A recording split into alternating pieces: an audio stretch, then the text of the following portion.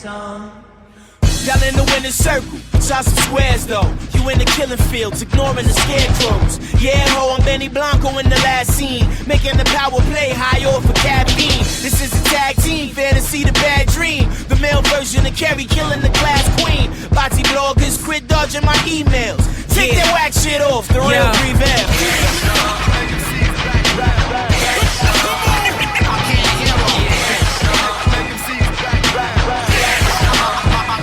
Welcome to the Free Lunch Podcast. This is your boy Tyke, one half of the Free Lunch Podcast duo, BGeezy. What's happening, Tyke? 27 is in the building. Ain't too much, man. It's that springtime, brother. Yeah, Lord. Sundress season is in full effect once again. And we haven't did this in a long time when we did an interview via Skype, man. It's been a minute since we tackled this. This is a throwback. That's what happened when you grow. We getting bigger and better. Yeah. But it's good to be back. It is. We got another. I'm actually excited about today's interview, BG. We found this guy. We found him, and whenever you get an opportunity to pull him away from everything that he's involved in, you definitely want to take advantage of it, and you really want to make certain that you allow him the platform to really bring some insight, not only into his personal space, but also his personal and professional experiences that I think is going to be entertaining for the audience. Yeah, this is a big one on a lot of different levels for the podcast. To have him come in, take time out of his busy schedule to grace us and our listeners, it's a privilege and an honor. And, we look forward to this one because I think the people are going to get a lot from hearing this young man's story and getting to know a whole lot more about him. And, BG, we finally made it when you can have a guy that does interviews with Brian Ackcar of Sports Radio 950 in Seattle to join FREELUNCH Podcast. That means you finally made it. We could drop the mic right there. Sexual chocolate. We could drop the mic because he took an opportunity. I mean, this guy talked to Sports Radio 950 in Seattle and give interviews and drop sound bites that get the internet roaring. And for him to take time out of his day to talk to FREELUNCH Podcast, that means we making ground, man. We growing. He's that kind of guy, and he's been that guy for a long time, for as long as I can remember. When I said 27 was in the building, everybody know I'm talking about Selma, but this time it's more than me on this podcast representing from the hometown. This guy is also a Selma native. So we've been seeing him drop them sound bites and present that way for a minute now. Bring him out. It's hard to yell when the barrel's in your mouth. Bring him out. Yeah. So this is one of my old teammates from way back when. We basically grew up together. I'm a little bit older, but with Selma being so small, we kind of have a connection to everybody that comes through. And this young man has been an ambassador for the city. I can remember when we were coming up in Little League sports and all that type of stuff. He was a long, skinny kid with deceptive athletic ability. Like you would look at him and you might say, okay, he a little unorthodox, but he grew into a phenomenal athlete that was one of the top players in the state, let alone in the nation. Coming out of high school, he was a multi-sport athlete. Great student to go along with it. Valedictorian of his class. Yeah, he represented. So and he's a Selma High School Saint, which is also my alma mater. So he did well in Selma. Went on to Auburn University, played football for the Auburn Tigers, had a stellar career, was on one of the best teams in Auburn history, that 2004 team that went undefeated and many believe should have been claimed the national champions for that season. And throughout his career, put up numbers, was a standout, and represented well. Players don't make a Psi-Phi. The Sigma Delta chapter. To be exact. And from then on, man, went to the league with the Seattle Seahawks, had a great career as a wide receiver for that team, did his work. And, man, now after stepping aside from football, he's doing something even greater than that. He's gone back and now he's working to be an attorney. So he's in law school. So man, every time we see this guy, every time we talk about him, we get excited.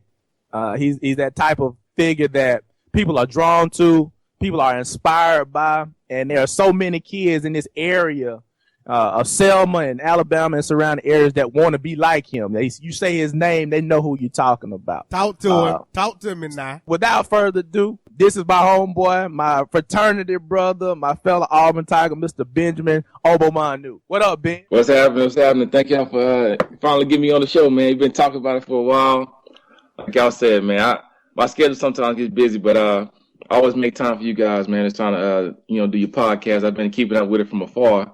And so finally, it's my turn to get a little shine on it. So I appreciate it. Appreciate the love. Benjamin, some shine, man. Yeah, definitely. Benjamin Ebenezer. That's it. The whole name. The full name. Hey, Ben, quick question. BG, I don't know if you know this, but if you was to Google Ben, you will find that this guy has a Wikipedia page.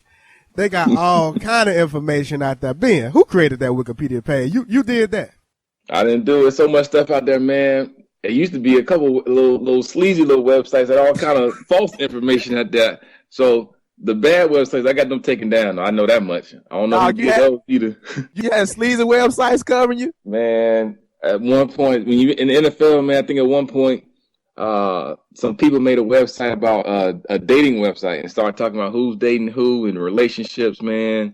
It got kind of bad out there, man. So at that point, that's the only way I started realizing what was really out there on the internet, man. I didn't know at first, but then once somebody brought it to my attention, I said, "Oh, Wikipedia, fan websites," and I got 2 or 3 Facebook pages. There's a lot of stuff like that. So you got to make sure if you're gonna follow me, I only have 2. I only got Facebook and I only have Twitter. Everything else, that's not me. So Life of a celebrity. Life of a celebrity. So you didn't create the Wikipedia page, or you had no insight into any of that? Nah, man. I don't know how it happens, but you got, like they always say, man, you got to make sure you check your sources of Wikipedia. I don't know what it says, but some of it may or may not be true. You got to come to the source. Well, I definitely used that Wikipedia page as part of my research for today's interview, so we finna find out if it's true or not. So, Ben, what is it like? What was your experience like growing up in Selma, Alabama? You and BG are natives of Selma, but can you just kind of talk about growing up in a single-parent household and just your experience in the city of Selma and kind of how that made you into the young man you are today? Yeah, man, Selma, man, great city. Always, you hear about Selma and the history of Selma, not only from the civil rights, but there's a lot of key events that happen in the city of Selma over the course of history. Growing up as a little kid, you hear about it, you learn about it, you live it pretty much from your parents, your grandparents. And so there's a motivation there that says in representing Selma, you have to go and do something and aspire to do something great. And so that started as a little kid. My parents, grandparents, and everybody was in education. And so for me, it was, what are you going to do? What are you going to be when you grow up? And that, I'm talking about elementary school. They're asking those, tough questions. As a little kid, you don't really know what to say. And believe it or not, for me, it was being a lawyer. And the reason why was when you learn about the civil rights movement in Selma, it was how could these things happen and how can I change them? And so what kept coming up for me as a little kid was, the laws were this and the judges said this and the courtroom said this. So I said, well, I'll just be a lawyer then. Now, not really knowing what that meant, but that still has been my same goal. It still is my same goal right now. But growing up in Selma, like you talked about with my mom's single-parent household, it all started for her was getting me out of the house to play sports. Quick little story. My first sport I ever played was baseball. So I played baseball. It was okay. It was cool. My second sport was basketball. And believe it or not, BG and I were teammates. My first time ever playing basketball at the Grits YMCA, his dad was a coach. I rode the bench. BG started. As a little kid, I didn't care either. Like he talked about unorthodox, I didn't care. I just wanted to be on the team. So it didn't make a difference then. But BG was my first teammate going back to, I think, man, I was in the 4th or 5th grade playing basketball. Yep. But eventually, my mom decided to let me play football. And the only reason, on one condition, my uncles told her that if she let me play football, being a single mother, it'll, help me toughen up, help me be a man, help me grow up and be, tough. And she says, well, why should I let Ben play football? What's your real reason? She said that if I get a chance to play football, they told her if I get a chance to play football, I'll grow up and be the man that they were. At that point, she said, Well, if that's the case, I don't want my son to play football to grow up to be like y'all. Really? So at first, I wasn't gonna play football. Mom was too scared, man. But eventually, she gave in, and this is how it came. It's how things kind of took off. I played football because I was scared to get hit. So I was running out of it. I was trying to shake people out their shoes, spin moves, trying to jump over the pile, only because I really was scared to get hit because my mom told me don't get hurt. And so, unorthodox, man, the way my game kind of transformed, it was coming out of Selma, using sports as a platform, but also understanding that there weren't many football players, NFL players, basketball players come out of Selma. So sports was a way to keep me disciplined, but education was a way to get me to that next level, whatever I wanted to do. So that's why I like growing up in Selma, man. It was a combination of sports and academics. He said it perfectly, man. We don't have a whole lot of athletes. You look at some of these high schools and stuff, these programs from around the country where they're like pipelines to these big colleges, and those big colleges are pipeline to the professional rank. We didn't have a lot of that. It was a very unique time, and we were fortunate enough to have family and support that pressed us to be just as good in the academic setting as on the athletic field. And Ben talked about it. I can remember when we played on the team, Ben would just be jumping up and down on the court, just having a good time. Like he was in a different world. But man, to see the change from that moment in time as being like a 9 or 10-year-old to that time in high school was just phenomenal. And there were a lot of people that saw it because I think you played at the middle school, didn't you, Ben? Yeah, your dad coaching, man. Your dad coaching football and basketball. And you played quarterback then. Yep, right? played quarterback. So the athleticism had started to develop itself. Talk about playing at Selma High School. 6A, I think at the time, going against that type of competition. How did you feel during that as far as being prepared athletically and all that type of stuff? It started off, man, same thing as a ninth grader. I know some people don't know this story. BG, you might know it. Jeremy, you might know some of this too. You might have heard the story. I didn't want to play football in high school, man. My first year, I wanted to be in the band. So my ninth grade year, I started off in the band at band camp. I said, you got, BG, you got a couple other players that were 10th graders, 11th, 12th graders. I said, well, I'll wait my time. I'll be in the band, chase the girls for the first year, maybe 2. And then I'll come back and play football my junior, senior year. But what happened was, man, I got a chance to go out and play. I started catching some passes and practicing in 2-a-days summer training camp pretty much. And they kind of evolved and said, I can play on this level. I can do that. I don't have to wait until I become a junior, senior to play. I can, get some playing time here or there. But the exciting part about playing in Selma was 6A football. When we played against schools, for us, the spotlight games were playing in Montgomery against Carver, Jeff Davis, Robert E. Lee, Sitlin Lanier. You had all these schools that were big 6A schools, Prattville. And they had all these guys, honestly, that were going to D1 schools, man, getting scholarships. So it was kind of an honor to watch guys go on and get scholarships to D1 schools. And me being a freshman and sophomore, it kind of inspired me a little bit to say, well, if I'm playing against these guys, I'm making 1 or 2 plays, I believe I can do it too.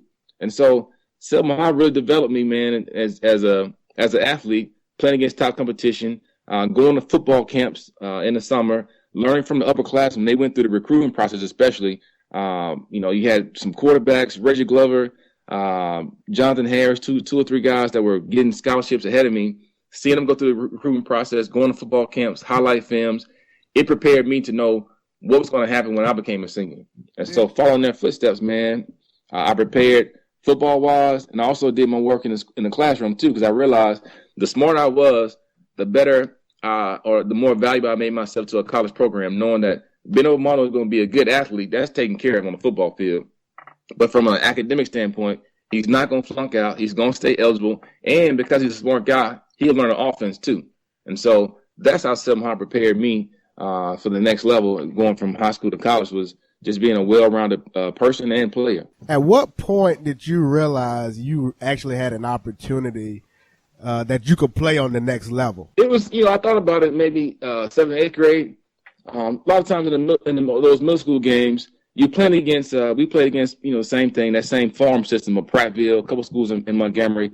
And so there were some guys already getting recruited. And so the whispers started coming.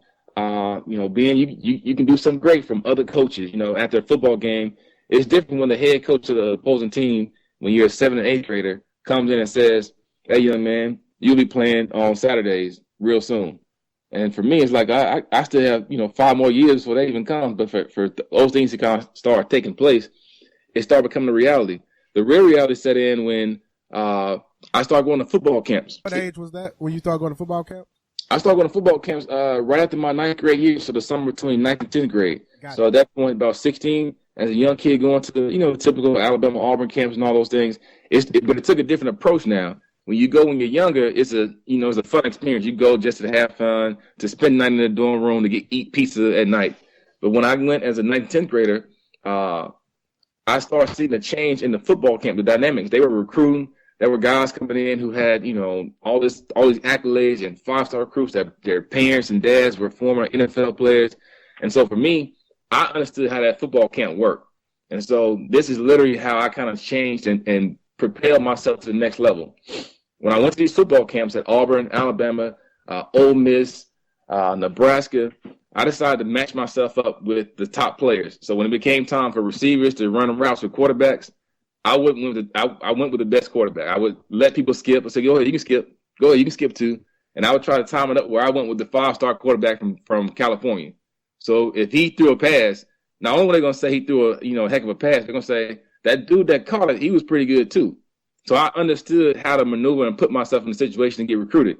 And the same thing, DB. So there was a DB that was, supposedly a top DB from Florida. I knew, okay, he's a fast guy. I'm going to run a double move to score a touchdown. I don't want to run a 5-yard slant for, a completion. No, I want to score a touchdown. And when I score a touchdown, I'm going to spike the ball at the end to give myself that attention. And so it really was strategic on my end to say, okay, if this is how football camp is going to work, let me, play the game as well. So I made sure I went against top cornerbacks, and I went with top quarterbacks, and it panned out. Next thing you know, I ended up being a top recruit. That's game. That is game. Where did that come? Like, was there somebody telling you to do this? Did you have a Selma coach that was encouraging this strategy, or is this all you just from your intuition and just being observant as to what was happening and how this whole process was working? It was some of both. I think my coaches, man, you got Daryl Pearson, he's in Atlanta. Jerome Harper was the head coach. He's retired in Montgomery. Keith Davis was another coach, and then I had another mentor, Du Bois Gilliam, who helped kind of steer me into what these camps are going to be about. And so they helped my understanding of this is not a little kid camp anymore. But then when I got to the camps, it was really more me just being honest. You want to, as a little kid, you want to catch every pass, especially receiver. Want to catch every pass, want to run fast, want to do all those good things.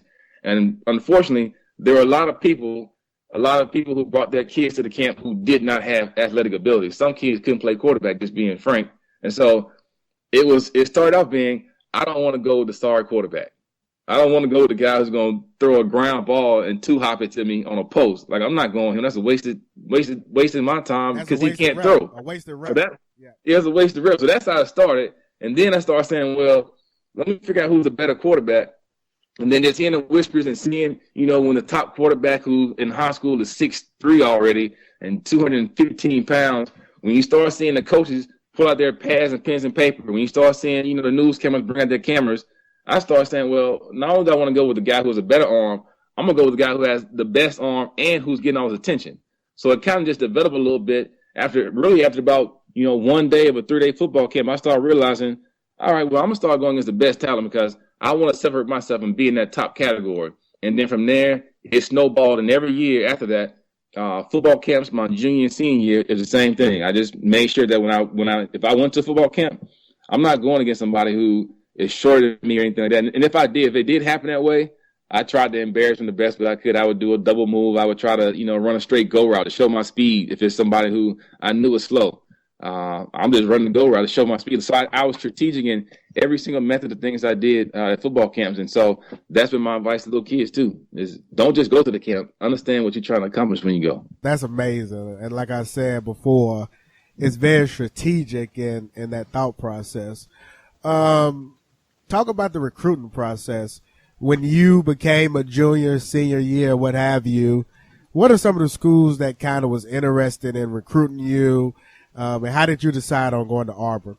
Man, that was a tough process. I wanted to do something big, man. I wanted to get out of Selma and make a name for myself. the crazy part about it was, like you talked about academically, man, I wanted to do well. I think it kind of changed maybe like my academically at my 7th and 8th grade year.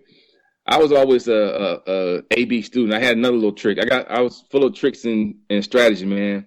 I used to make all B's, and then in the easiest class, probably PE, I would make an A. Realize that if you did that, you'd be on the AB honor roll. It doesn't matter how many A's you get, as long as you have one A and some B's, you're on the AB honor roll. So in 7th and 8th grade, man, it was like nothing to make the honor roll. So it was like, all right, I'm gonna make an A in my PE class, and the rest of them that's gonna do just enough. But what happened was when I got to high school, same thing. I started realizing that grades were just important. So I started pushing myself to, try to make all A's, which I did, make all A's and put more effort into those classes. And at that point, like I said, combine my academics with, football during the season, playing against those top teams, football camps in the summer, and then, grades and ACT and all that. It started developing into a good package to be recruited. And so that's when letters came from all over the country, all over the South. And I kind of made it known early that I want to stay in the South just for family and being close to home. So my recruiting process, man, included, coaches like Tyrone Willingham when he was at Notre Dame and when he was at Stanford, coming to high school games, high school basketball games. Tommy Tuberville coming to games. Nick Saban when he was at LSU coming to football games. So I was getting recruited from a lot of places, man. I think at the end, some of my top schools were, Stanford and Notre Dame for the academics, athletics as well, but specifically for the academics. And then staying in the Southeast, man, with Alabama, Auburn, LSU, and really Florida. So those are my 5 schools. I wanted to kind of stay in the Southeastern Conference, man, and build a legacy for myself. Once you start getting this attention later on in your high school career, did you start feeling the pressure? Was it tougher to perform and do these things with all of that, all of those guys coming in, recruiting you and talking to you and trying to convince you to come to their school? How hard was it to stay focused? It was hard, man, because it's just so much around you. You at some point you become like a little miniature star in high school, man. So everybody wants to be a part of the process, wants to know what's going on. Even still, the pressure of recruiting, I think, it's even changed more now with the social media and the media that covers all these things. But it was the coaches calling and wanted you to commit to their school right then and there as a junior. I'm like, I still have a whole football season left. The pressures of coming to games on Saturday. So you still had to play your own football game on Friday, but then get up early Saturday morning and try to drive to, Louisiana, or drive to, Alabama, Auburn was pretty easy, but try to drive to Florida and LSU on the next day to go through this recruiting process. The pressures, man, kind of build up on you. And then you start building these friendships and relationships, and you have other guys, committing to schools. It was kind of tough, man, but I think my folks and friends and family, my mom, they did a good job of just keeping me grounded, letting me know that, those schools and those colleges will be there. There's no pressure to make a decision now, but towards the end, the pressures came just because you can't go to every school and you can't make everybody happy. So you have to make a choice and decision. And so I think at the end, that's why I kind of chose Auburn. The things kind of fell into place where I think Tyrone Willingham left Stanford and went to Notre Dame. And Notre Dame, when I went to my visit to Notre Dame, it was 4 feet of snow. So that X both of those schools out. When I was at Alabama, got on probation, and I think they had Dennis Franchione as the coach, and so they were put on probation. So that X that school out. Florida, I was talking with Steve Spurrier. He was there. He was, there were rumors about going to the NFL. Well, in the middle of the recruiting process, after I had, took a visit to Florida, Steve Spurrier left and went to the Washington Redskins. And they were struggling trying to find a coach. And then they got Ron Zook next. So pretty much the most stable situation ended up being LSU and Auburn. And at that point, LSU, I just didn't want to make that trip, man. I had heard stories of it's better if you're an in-state person to go to an in-state school because they'll always remember you. So Auburn ended up being the choice. Hey, BG, question for you. Yeah. You were in college when all of this was happening for Ben, but do you remember the energy and the buzz that was kind of happening around just Selma when you have these Nick Sabans and Tommy Tubervilles coming to the gymnasium to see Ben play a basketball game? What's some of the buzz that you heard just from your dad and from other folks around the recruitment of Ben at that time? Well, a lot of it was validation of kind of what, especially my dad who had coached him directly, and, I'm communicating, I'm coming to see him play. Ben was always deceptive. Ben in high school was a punt return man, and I mean he would take them to the house, and you look at it, and it's like, Ben ain't really running that fast. But then when you really look at it, Ben is pulling away from people. So it was validation of things that people had been seeing all a while. But it was big for the city because, like we said in the opening, a lot of people don't get that, don't come out of Selma with that type of opportunity or with that type of attention and spotlight. So people were excited.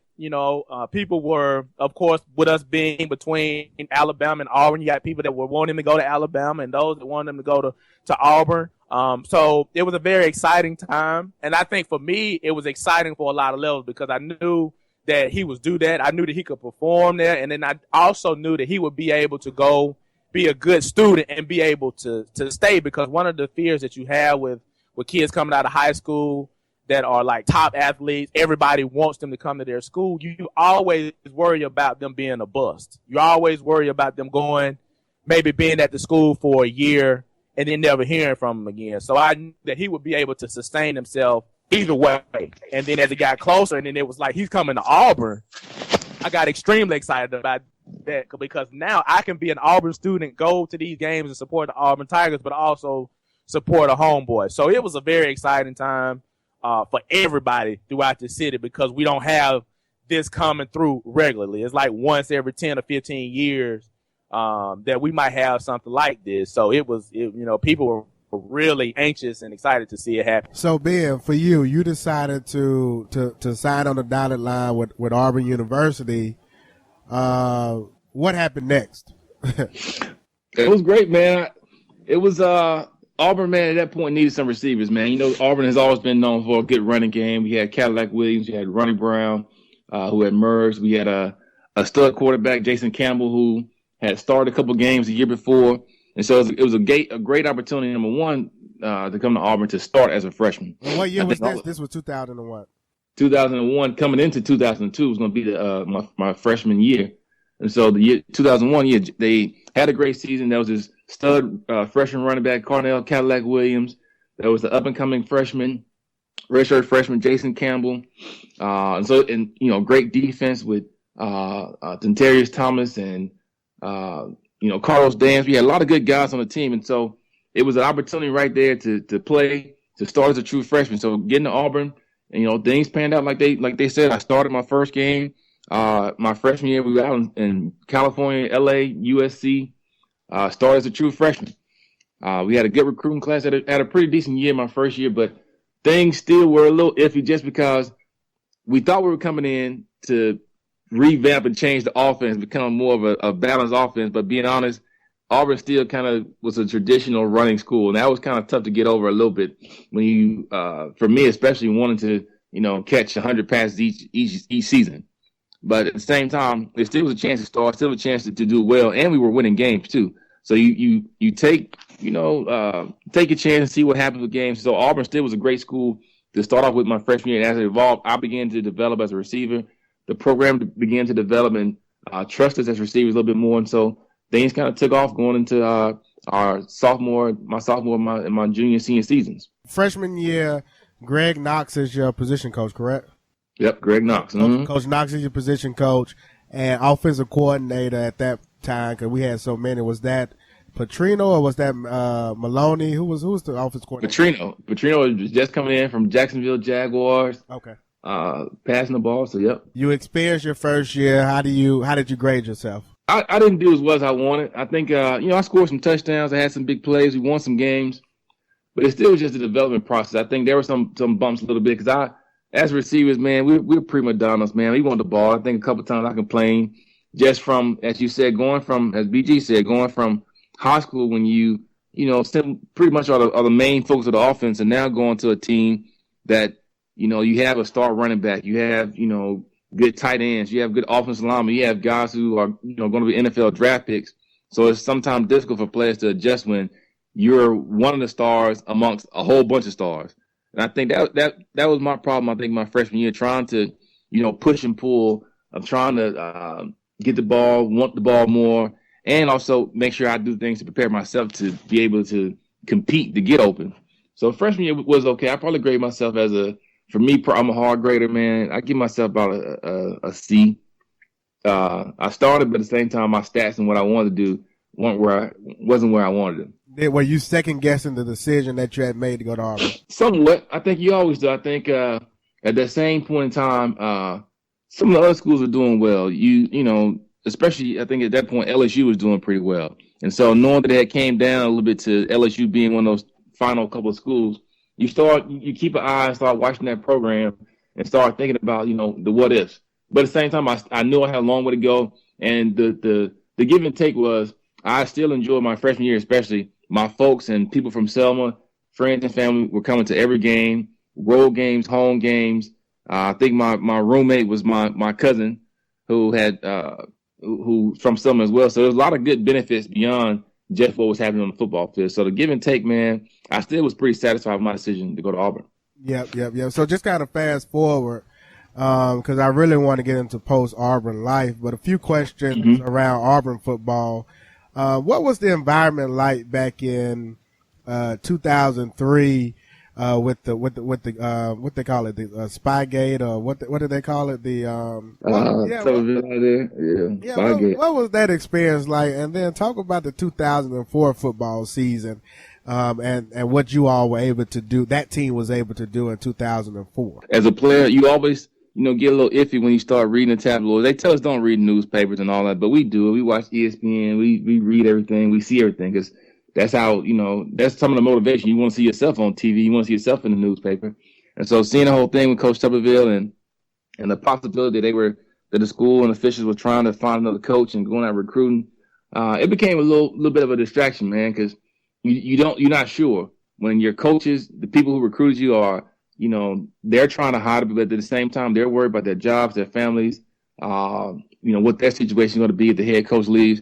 So it became a cloud a little bit that kind of had effect on our football team. We had a lot of expectations in 2004, and we failed, didn't meet those expectations. And I think it just was a bad year for us, man. Everybody was trying to second guess themselves, trying to figure out what was wrong, coaches, players alike. But when you fast forward to 2004, you know, things are solidified. Tommy Tuberville is going to stay. He's going to be the coach. The coaching staff, you know, did some realignments. They're all set. They're all buying in. And likewise, it trickles down here. The players, we're now buying in too. So going to that 2004 season, knowing that we fell from expectation the year before being a top, you know, 2 top-ranked team, 2 or 3 ranked team.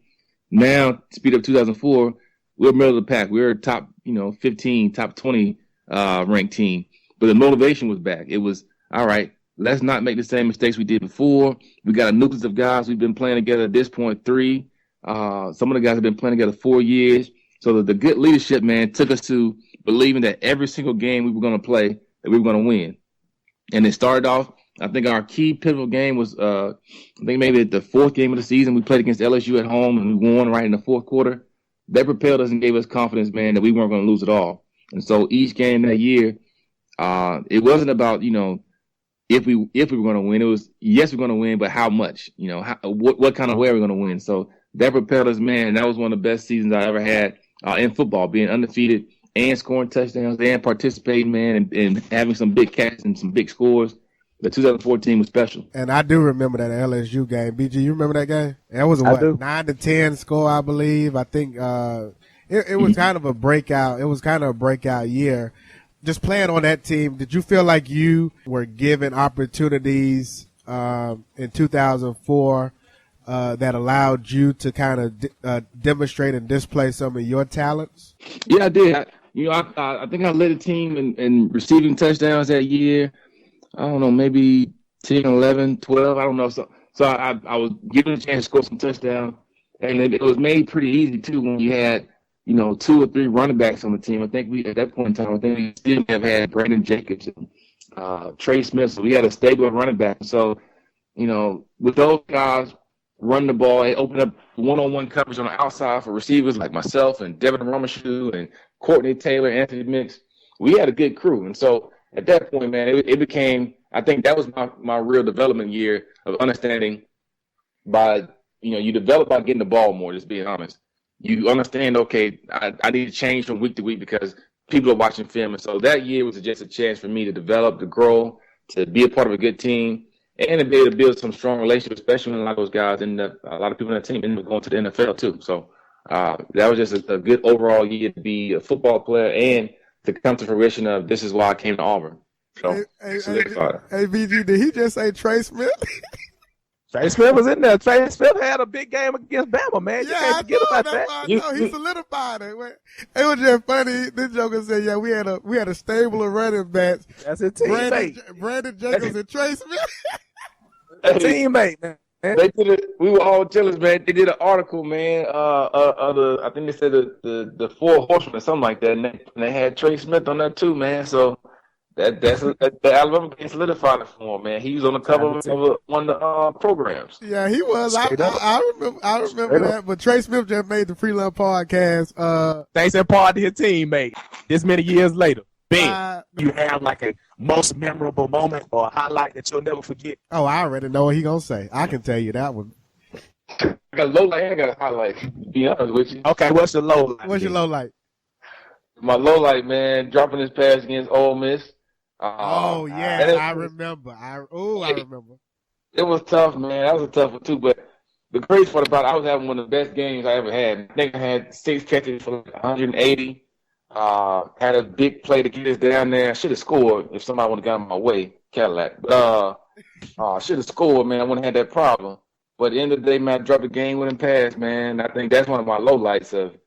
But it's not a low light in a bad sense because I still can talk about it and actually develop me into a good person. But, man, dropping the game with a pass, national TV, and that was that same 2003 season when our team was struggling, so I didn't make it any better. And Eli Manning was the quarterback of the Ole Miss team that eventually they went to go play an SEC championship that year. Is that accurate? Yeah, they played an SEC championship game, man, and put them in a better position than we were. And so that was tough, man. And I tell people all the time, it wasn't that, nobody dropped the ball on purpose. I didn't drop it on purpose. Jason Campbell being Jason Campbell is, 6'6", long arm. I think I was open for a while in the corner of the end zone, by the way, and I think that's what screwed me up. Like, Jason, I'm sitting here open, 1,000, 2,000, 3,000. I'm pretty sure my DB is getting up and probably is by me somewhere. I didn't know I was still wide open, just being honest. And so when Jason, long arm, cocked his arm back and slung it, I thought he threw a fastball. He threw a changeup on me, man, and I jumped thinking it was about to go over my head, and I don't know why I jumped in the ball, hit me in the hands, and fell, man. So I think that was a low light, just knowing that I had a chance to solidify myself, make a big play, help our team win, go possibly to the SEC championship game. So that was a tough moment, man. But I handled it. I owned it, and just one of those things that happen, man. So I always tell kids that story too. You got to get them the good with the bad, man. So I tell them I dropped plenty of passes. One in particular hurt our team too. And I remember after that, like probably that Monday or Tuesday, I actually ran into Ben in front of Louder Hall talking about that. I'm like, don't worry about it, man, because it's coming again. Mm-hmm. Highlight was what? Alabama game 2005, right? Yeah, Alabama game 2005. That's the highlight, man. When you think about it, that's senior day. You get your family, my mom, my aunts, and everybody. My sister, my grandfather was there. I had all my boys from high school come up to the game. This is the last game I'm ever going to play in Jordan-Hare Stadium with the Auburn Tigers jersey, man. So playing against the rival school, being able to go out and, score a touchdown, receiving, score a touchdown rushing. I think we was up 21-0 in the first quarter, so the game was over with fast. I didn't play the third and fourth quarter. That's how crazy that Iron Bowl was. So a rival game at home, they scored 2 touchdowns and go out on a high note in front of your friends and family. That was my all-time highlight game because that's what I remember most and remember last about, playing in Jordan-Hare was going out on top and actually, being undefeated against Alabama in my 4 years. So that was a big accomplishment. And BG, I remember that game. I was at that game, and I do remember that reverse that Ben ran to score that rushing touchdown. And then when he got in the end zone, of course, he threw up the hooks, had the bros hype, and the bros was excited. That's Neo. It was, but Ben, the thing about that, though, is, and this is a question that I think we've always wanted to ask, why did it take so long in your career for that type of offense, which really looked like that Iron Bowl game was catered around you? Like you were the featured guy in that offense. What was the relationship like with you and Coach Tuberville, and why did it take them so long to understand and realize your your strengths and utilize you to the fullest that way? It was a struggle, man. I think the crazy part about it was, I think my frustration going back to my freshman year when you start talking about second guessing the decision. I would do things in practice, man. Like Brian said in high school, returning punts and all that. I was returning punts in Auburn. I was returning kicks. I was running reverses. I was catching passes. I was doing screens. So I think every year they would, give me a little taste of something, then they pull it back. And Brian always had, and Coach Tuberville and I, we always bumped heads. And so our relationship was good, but it was, like a father-son a little bit. I was always had controversy for him because I had to confront him about something. And so every time it was, as good as Cadillac and Brown and our running backs are, can we pass the ball a little bit more? If we can run a screen play or reverse, we don't have to put Ronnie Brown at receiver to get in the reverse. We can't use the receiver. We play receiver for a reason. And so we always had that kind of relationship where I would always, want more. You'd always say, communication is going to happen. So I think, man, like you said, I've always wanted that kind of offense, and I've always wished that I had that kind of offense. And looking back at it, if those things would happen more, same thing. I would have gotten drafted higher. So it's a lot of things that kind of go into that whole causation of what happened. But Coach Tuberville and I, we're still good friends. He still comes back to Auburn, even though he coaches in Cincinnati.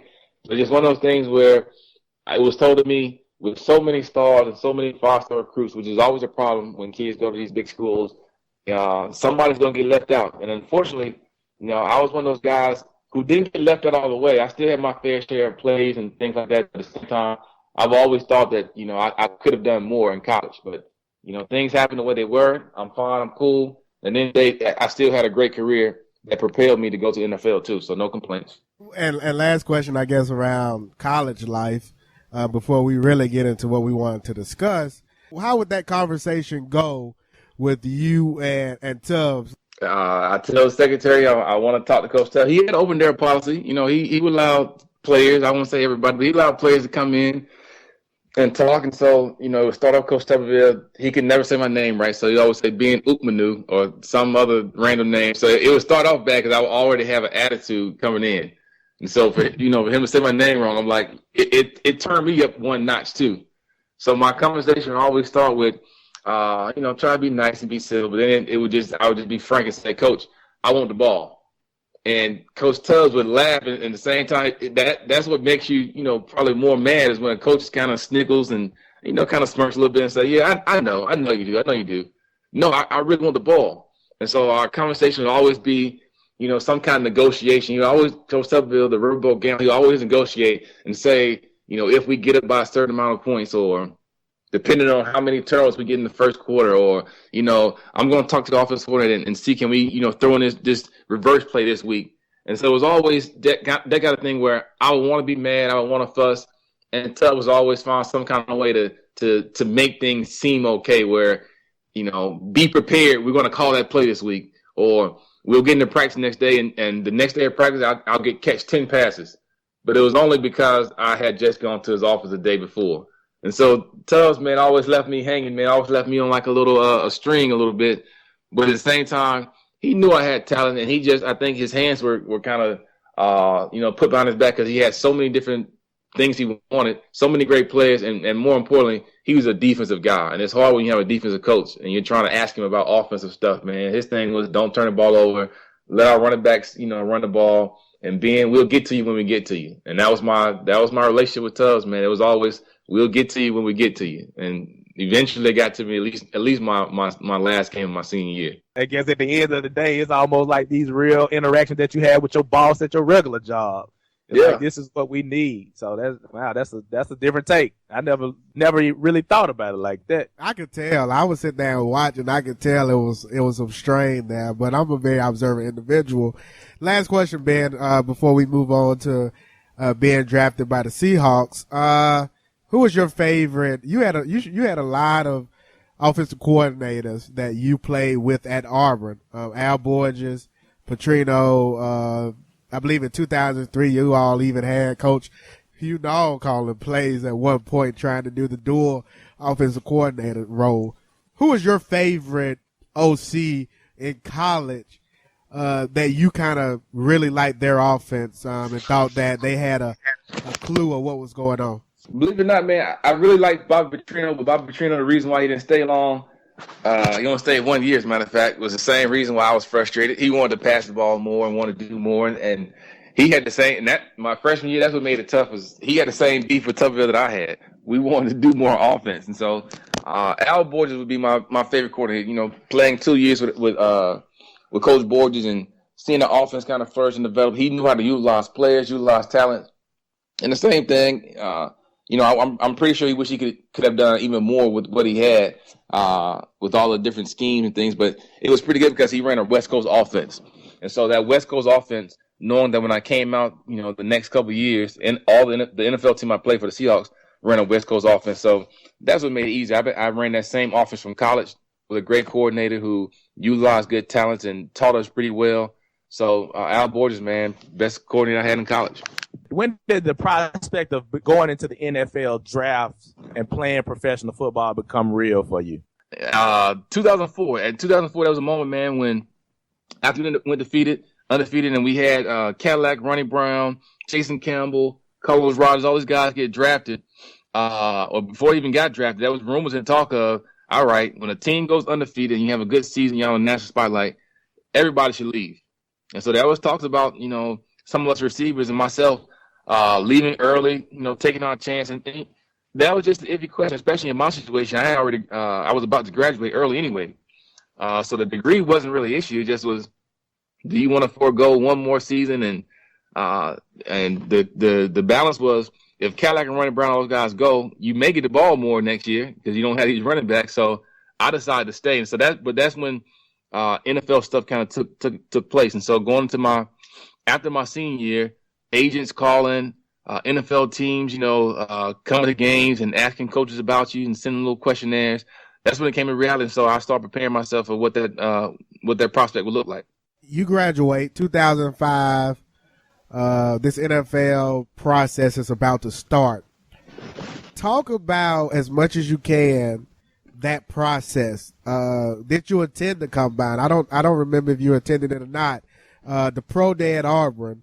Just some of the things that leading up to your that day or that weekend of NFL draft, and how that kind of went for you. It reminded me all back over to, you know, that year between 9th and 10th grade going to football camps. I ended up going to participate in the Senior Bowl. So those Senior Bowl practices were just like high school football camps. You're trying to give it the best quarterback. You're trying to go against the DBs who can first round picks kind of maneuver and put yourself in a good position to get drafted. So went to the Senior Bowl, had a decent Senior Bowl. You know, there were 3 Auburn receivers, so you know they were trying to spotlight other guys because it's supposed to be a show. Display of all the collegiate guys, not just the hometown favorites, but they were spotlighting some other receivers and some other people too. So we didn't get a chance to really stand out the way we should. But went to the combine, same thing. Combine was you're on a national stage now with all the rest of the top NFL receivers, quarterbacks, top players. I think in that same year, the same draft, we had Vince Young, we had Reggie Bush, all these guys that came out in the draft, we were all at the combine too, and we're still working out, you know, going together. And then at the same time, the pro day, having all the scouts come to Auburn and do a good pro day, it was a good participation for us. I think at our pro day, I joked with my future teammate and good friend Tavares Jackson. We didn't have a quarterback at Auburn's pro day, so we allowed Tavares Jackson to come from Alabama State to participate in our pro day. TJ threw at Auburn pro day? TJ threw at Auburn pro day, and I think all those things combined kind of put a damper on our draft stock, just being honest. When he threw at Auburn's pro day, they were so intent on watching Tavares as a HBCU quarterback who had went to Arkansas. All the scouts were starstruck at how this, you know, black quarterback from an HBCU can come in with a strong arm, good footwork, throwing good balls. He, you know, kind of did what I did in high school. He took the shine from us a little bit because they were so starstruck at how accurate he was. So Tavares did a good job though. He helped us out and participated in our pro day. So going to the draft, the phone calls, the conversation with teams, the lobbying back and forth, the agents, you know, for me it was, you know, is anything from 2nd round pick all the way to 5th round pick. But just be aware, they're kind of concerned that you went to a running school. You didn't really have a breakout year. You never had, you know, 100 catches. You never had a 1,000-yard season. So they're not really sure when receivers from these, high-powered offensive schools, guys have 25 touchdowns as opposed to my 12. Guys had, 12,000 yards as opposed to my 700 yards. And not just me, but all the receivers at Auburn, Devin Aramashidu and Anthony Mix. They said there were 3 of us who shared time at receiver pretty much. And so those things hurt us. And at the end of the day, when the draft came and I was sitting there waiting, I got phone calls as early as the second round with teams saying, yeah, we got a draft pick. We're thinking about drafting a receiver. And that becomes a long draft day, man, when you sit there and phone calls come, second round, third round. Teams are still calling, but when it comes to their draft choice, they say, we're going to pick receivers. It's going to be between you and 2 other guys. And I'm trying to figure out, as a receiver coach, I'm trying to lobby my GM to pick you. And only for the third round pick comes around and they pick somebody else. That's devastating, man. But eventually, Seahawks called. The Seahawks had called, honestly, I think around the 3rd or 4th round. But they didn't draft me until the 7th round. So, and when I got to the Seahawks, it was the same thing. They said they wanted to draft me earlier, but just the value and seeing other guys on the board, they knew that not having a whole bunch of catches and not, excelling as much as I could have in Auburn kind of, hurt me a little bit. And I fell to the 7th round. BG, we done talked about Trey Smith and T-Jack on a Free Lunch podcast. Amazing. I still talk to T-Jack. T-Jack's still playing, though. T-Jack in the league. I know T-Jack's still in the league, but it's amazing only because we got a mutual friend that played ball with T-Jack that always shouts T-Jack out. And the beef that we have with our mutual friend, I'm from Mobile, obviously. And so I get a lot of flack because of the Jamarcus Russell situation. Oh, yeah. And because of that, he always throws T-Jack in my face. So it's just, it's an outside conversation that we have. That's why it's funny. Let me ask you a question. I've always wanted to know, would you have preferred to go unrestricted, to not get drafted and be able to go to a team that you preferred, or do you prefer getting drafted in the 7th round as the number 249th pick by the Seahawks? Like from an NFL player's perspective, which one is more attractive? Because a 7th round pick versus being able to go to a team that you think you can make the roster on, to me seems a little bit more appealing. Thoughts on that?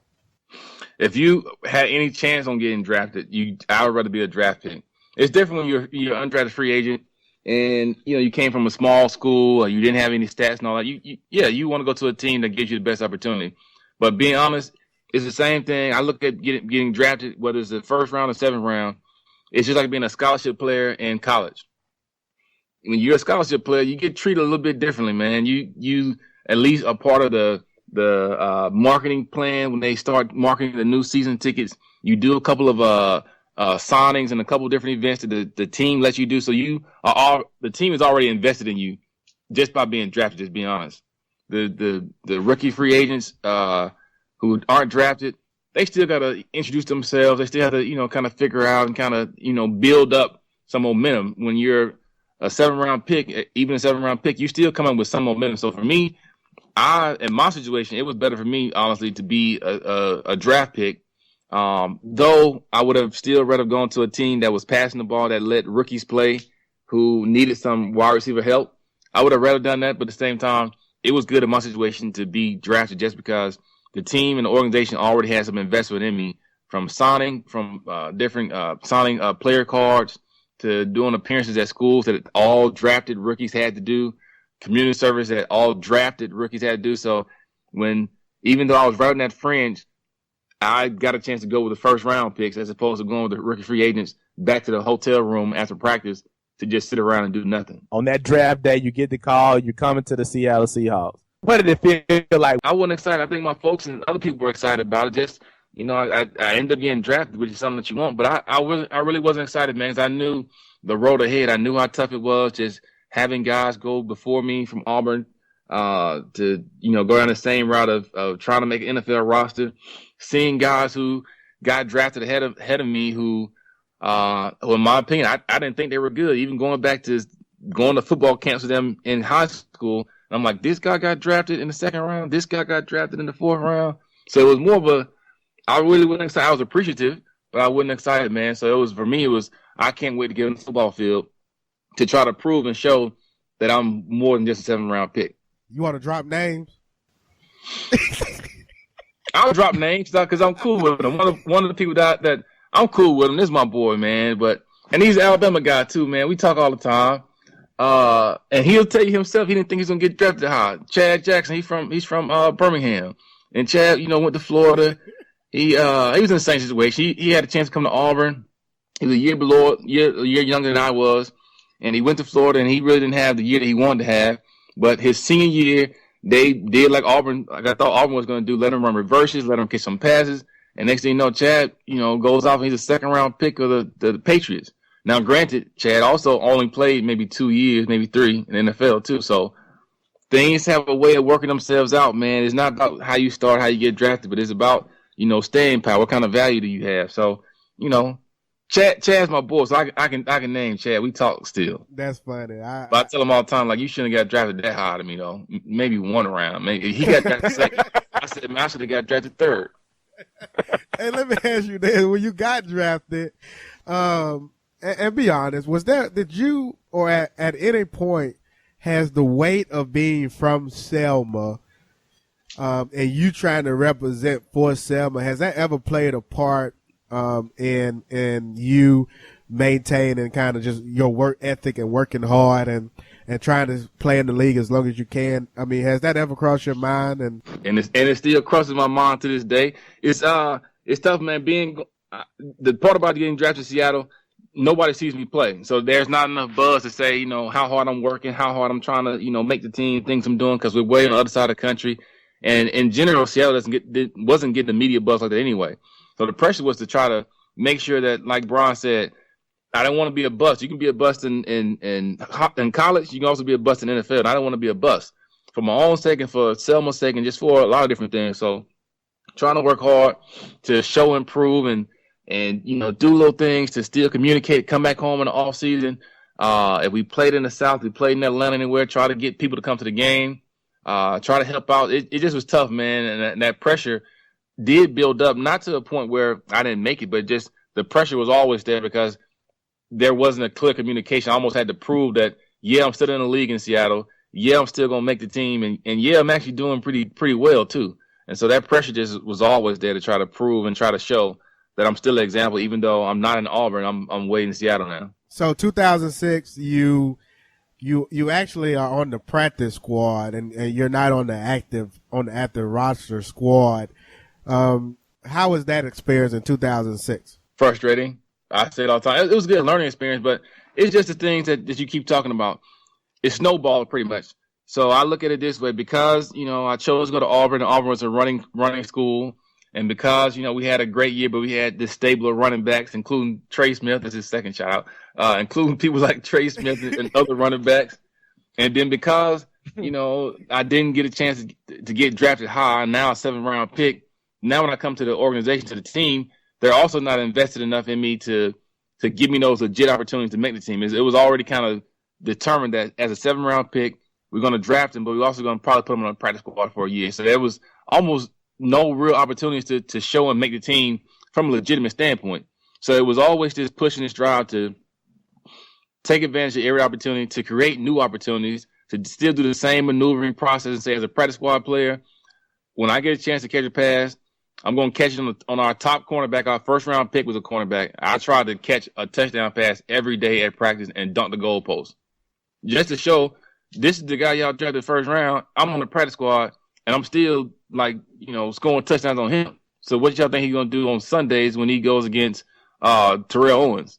So it was things like that I tried to catch. I admit I caught a little bit of attitude and tried to have, which is encouraged, to have a chip on your shoulder to show that you are not a practice squad player, that you intend and you have the skill set and the mindset of an actual player that's going to be useful on the team. And so the whole year, that was my goal and my mission, was to show I'm not a practice squad player. I'm not doing this again next year. And it happened. I didn't. Hey, BG, I think it's important that we need to make certain that the audience understand this is, I think when folks think of Seattle, And when they think we're talking about Seattle, they may fast forward and think about the Russell Wilson team and the Pete Carroll team. But I think it's important that we acknowledge that this is Coach Mike Holmgren's, is at the realm. You got Matt Hasselbeck, Seneca Wallace, and those guys, playing on that organization. So this is this is pre what we are now accustomed to. We think, and the number one cornerback is not Richard Sherman. He ain't out there. He ain't out there running past Richard Sherman and dunking on the goalposts. But I did him too, though. Hey, the thing is, the part that also you had to say is that year I came to the Seahawks. The Seahawks had just lost the Super Bowl. Yeah. They had lost to Pittsburgh, right? They had lost to Pittsburgh the year before, so their whole goal was to get back to the Super Bowl. And Mike Holmgren, being an older coach, he only wanted his same exact squad to go back to the Super Bowl to see can he get back and avenge his loss. And so I came to a team that was, honestly, we only had a draft because we had to draft players. We feel like we got robbed in the Super Bowl, and we're going to get back to the Super Bowl. So I wasn't cracking that code to get in there. You're drafted, you're working, buying for a roster spot and all such as that. How would you summarize that NFL experience? Like, what is it like being an NFL player, being a part of an organization at that level? It's fun, man. You're getting paid to play. I know that's one of the big topics right now for college football players getting, what they should get paid. You're finally getting paid. And I don't care if you're on a practice squad or you're a first round pick, you're getting paid, and you're getting paid pretty well to play. So that was fun, man, to be able to go to, even as a practice squad player, even, going to my second year when I'm actually on the roster, going to stadiums, man, the stadiums that you've always dreamed of, you're seeing on TV. You're not just going to the same SEC stadiums, but you're traveling across country. They don't have the same kind of security measures on you like you do in college to babysit you. You can go wherever you want. You can do what you want. You do have a curfew, but you can go different places. You got money to spend. You're playing against Hall of Famers like Brett Favre. You're playing against Peyton Manning, Terrell Owens, who's, a receiver I looked up to as a little kid. It was just different and exciting to be on the same playing field and know that you actually have arrived. You still, for me, I still wanted to make plays and get on the football field, but it still was exciting to be able to live that dream. The flip side of it too wasn't just on the football field. Like I said, it's off the football field when you have guys like Sean Alexander. My rookie year, Sean Alexander was on the cover of Madden. So when I'm playing Madden, I have a signed copy from Sean Alexander, the person on the cover. This is my teammate who went to Alabama, who had some ties.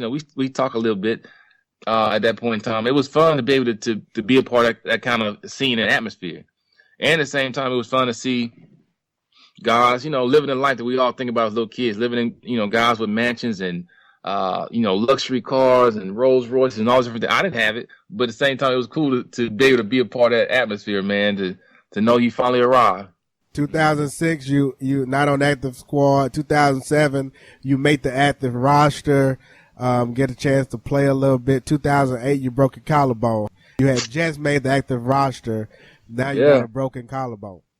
That was my year, man. I think that year there was a lot of hype and potential. And the reason why I broke my collarbone was because in the preseason game, we were actually trying to, get me ready for the season. So they were designing some plays to get me acclimated, to get me ready for what the season would be like. They wanted me to play a little bit of a slot receiver and also do some things in a return game. So I was getting a lot of action.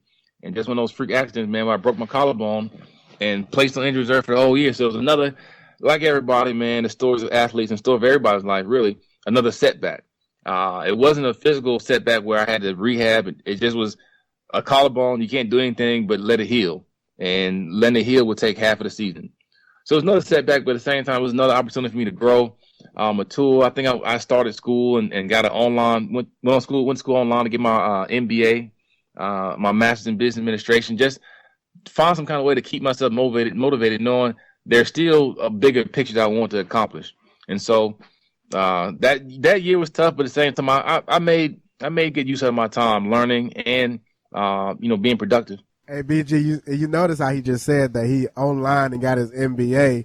Was it Harvard? Oh, no. Oh, okay. No, I got it. I went to Harvard that same year in 2008, though. I actually went to Harvard has a executive business management program. And so same thing that year. It was a program where you get a certification. You do it for about 2 months, and it started a little bit during the season, and it went into the off season for about 4 weeks. So same thing. I signed up for this opportunity to go to Harvard, and I spent time at Harvard, getting his executive business management kind of certification. So I did that, but I started online at Kaplan University because it was, gave me the freedom and the flexibility to still be in Seattle because I still had to go to practice even though I was on injury reserve. But it gave me that flexibility, man, to still be able to take class. So the Harvard executive learning experience, the MBA program I started at Kaplan and finished up about a year and a half later. I just tried to work hard that year to be prepared for when the end would come because so many guys, once a setback happens, you may not never recover from it. So I was just preparing myself. At one point, you were the number 2 wide receiver at Seattle, but kind of talk about the years of Pete Carroll when he came in and the precedents that he set with the Seahawks. Pete Carroll came in my first 3 years. I had Mike Holmgren, legendary old school coach, no interaction with the players. Don't come talk to us. My office doors. You got to make appointments. No open office hours. I played 1 year with Jim Moore, who's a good coach, man. Just bad timing. Had a tough year, especially with Pete Carroll becoming available the next year. So then I fast forward 3 years with Pete Carroll. Pete Carroll came in as a coach. The biggest thing as a college coach, he immediately came in with more of a college mentality, competing, opportunities. Not beholden to the highest paid cornerback or not beholden to the highest paid offensive lineman. He didn't care about, how much you got paid and what round you drafted in. He was worried about getting the best player on the field. So Pete Carroll, man, honestly, I still have a lot of respect for Pete Carroll. We still associate and talk when I go back to Seattle. I still go to all the games when I go back. Some opportunities there, do some things later on with the organization. But Pete Carroll, man, a coach who's about competition, who's friendly, buddy, is going to help motivate you every day, highlight films, some kind of encouragement. Will Ferrell coming to the practices or any other celebrities coming to games.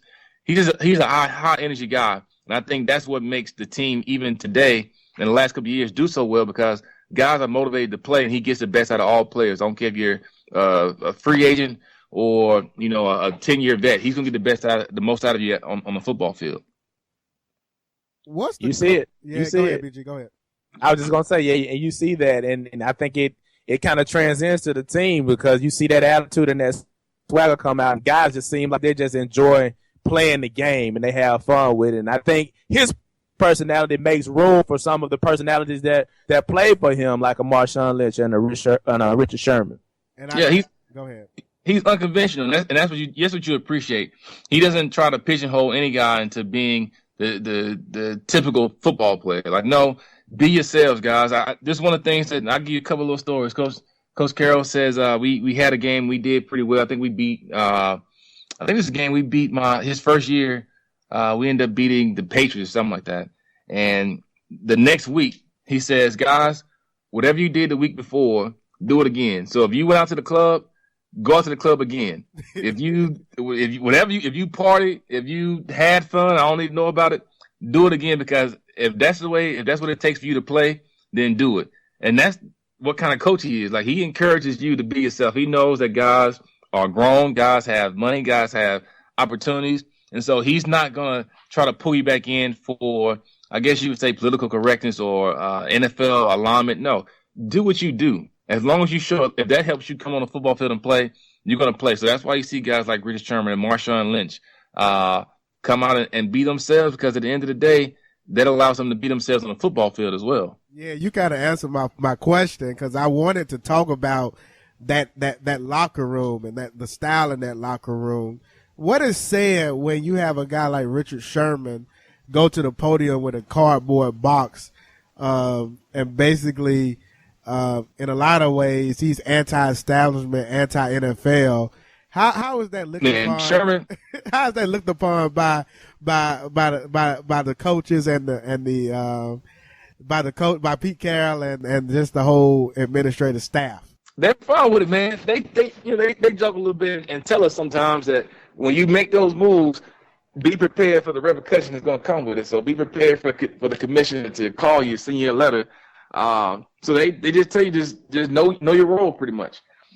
Do it, have fun with it. If you're gonna be that way, go all out and own it more than anything else. Don't try to tiptoe the line or anything like that. So, and then the locker room is the same way. Richard Sherman, especially, when Richard Sherman came in as a rookie, that's the kind of person he was. He was like me a little bit. He got drafted in the 5th round and was frustrated because he was a special teams guy, didn't play, and he said he was going to make his name known by being a media guy. He was going to say whatever, do whatever. And so when Richard Sherman did it, it was already premeditated, some of it, in the locker room, what he's going to do. So it was, for us, it was, all right, is he going to go through with it? And every time he did. And so it was encouraged by everybody. Like I said, Pete Carroll is one of those guys, like, be you, be yourself. Like, you have to live with your whatever comes after, you know, you say what you say or do what you do. And if you can handle it, he can handle it too. 2013, I believe you were released by Seattle. That was the year after, and BG, he actually, you guys played in DC that year. You actually gave me a ticket to the game. I appreciate that a lot. Went to that playoff game. That was the year, BG, that, RG3, got injured that game. And then you guys played Atlanta Falcons. You guys lost, should have won that game, lost to the Atlanta Falcons. And then eventually you would be released. A question I've always wanted, you were released, you went to the Jets. But a question I've always wanted to ask you was, that following year, the Seattle Seahawks actually won the Super Bowl. How did you feel being released, a 1 year earlier, I guess 1 year before they would actually win the Super Bowl, and get that Super Bowl ring? Yeah, that's pretty much the same off seasons. I would have been on that team, man. It was tough. I think what happened was, I think a couple weeks before, it was February when I got released from the team. 2 things happened. One was, when the team is good, your coaches, staff, and everybody leaves. So one of the executives left and became the general manager, for the New York Jets. Yep, I remember. And John Izzik, and we had a real good relationship. Matter of fact, his son even went to Wake Forest and got number 87 because he used to be like a little ball boy for me in the summer. So his son got number 87, went to Wake Forest. He leaves and becomes the dad leaves and becomes the GM of the Jets. And he says, you know, Ben, if you know, there's some opportunities in New York for you. And I always just joke and say, if you take that job, man, I'm going to come to New York too. So talking to my agent, we were trying to figure out, you know, what the plan was for the upcoming season. The Seahawks ended up trading for Percy Harvin. Right. And so a little bit, there's some writing on the wall that it's going to be tough this year. And the Seahawks weren't talking about releasing anybody, but they said that when you came to training camp, it was going to be open competition. And with Sidney Rice and I think we still may have had Mike Williams had just left. Percy Harvin. Was T.O. trying out that year? Was T.O. trying out that year on that team? T.O. was on the team the year before. Oh, that was the year before. Okay, go ahead. So long story short, just knowing Pete Carroll, he's bringing in anybody. So the same way he brought in T.O. the year before, there's no telling who he can bring in. That's one of the bad parts about Pete Carroll. You never know. You can't be too sure about your situation. And so it was one of those mutual things where I decided, like, yeah, I don't want to go into training camp and be stuck. I want to be able to go to a team like New York, live a life, live a dream, go live in New York City, and possibly get a chance to play. So it was a mutual thing where I got released because I wanted to go to New York, which I ended up going to. But the problem was, like you said, halfway through that season, man, I saw the writings on the wall. I said the Seahawks going to win the Super Bowl, man. The way the team's playing, Russell Wilson, I played Russell Wilson his rookie year. So now his second year, he's developing into a better quarterback. He's making plays, creating the defense. The Legion of Boom is shutting people down. I'm at New York, struggling over there because the team isn't that good. It wasn't what I thought it was going to be. And like you said, it was just tough because all the guys I played with, the organization I played with for 7 full seasons, is now on their way to the Super Bowl. And as they got into November, December, there were calls saying that, you know, Ben, we might bring you back. And I think that is what hurt more than anything else, is not the fact that they were good and heading to the Super Bowl. It was the same thing I had with Coach Tuberville just be patient. We're going to throw the ball to you this week, Ben. It was the same thing with the Seahawks. Like, yeah, we may have to bring you back because Percy Harvin has, you know, some concussion issues, and Sidney Rice is out for the year with the torn labrum in his hip, and so we're down on receiver. So, Ben, we may bring you back. So just be on call. So I think that's what hurts that Super Bowl, is being on call, knowing that most likely the team is going to make it to the Super Bowl and they're going to win, and it happened, and I wasn't on the team.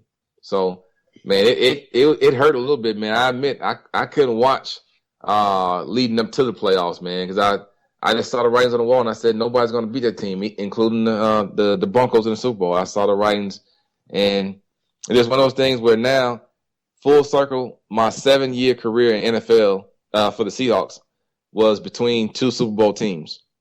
The year before, the Seahawks went and lost to the Pittsburgh Steelers, and the year after I left, the Seahawks go back to the Super Bowl and win against the Broncos. So my 7-year career is the only person in the whole organization that was on a team in between both Super Bowl runs.